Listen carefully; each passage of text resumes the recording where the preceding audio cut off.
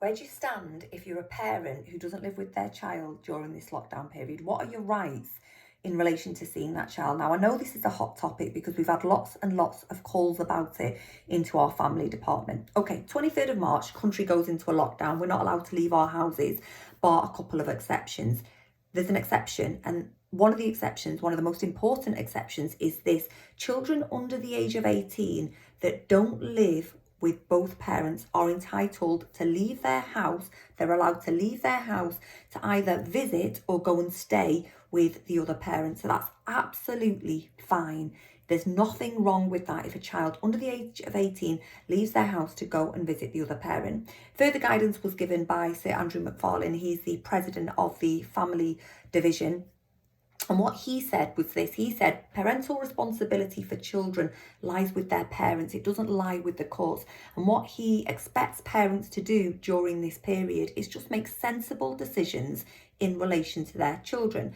Both parents make sensible decisions in relation to their children. So, for example, if the child's got a particular vulnerability or is at risk of infection, or one of the parents is, or the houses of both parents are miles and miles apart and there's lots of public transport between both houses, then it's reasonable for that child not to have access. So if you have a court order in place between both parents, you are able between you to vary the terms of that court order.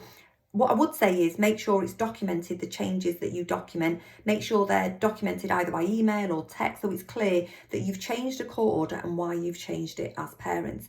Where do you stand if you're a parent who's now saying, I don't want you to have access due to the lockdown period? Okay, again, the court's not forcing you to allow your child to leave the house. That's a child can leave the house. They're not saying they must leave the house. They can leave the house to go and visit the other parent. So what about the parents who were saying, well, I'm not letting my child leave?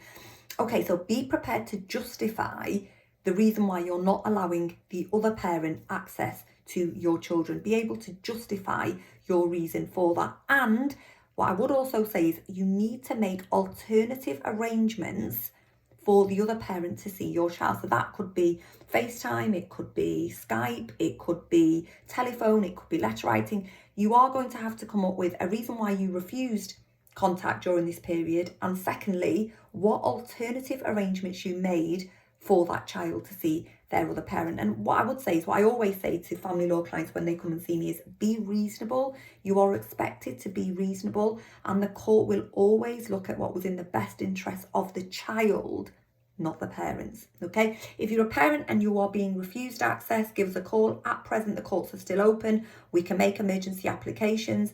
If you're a parent who is refusing access and you've had letters written to you by the other side, or they've got court involvement, or you just need some legal advice surrounding this issue, because it's an evolving area. If you need legal advice, give us a call. Our family law team will be happy to help. So yeah, good luck with it. It's a difficult one, this one.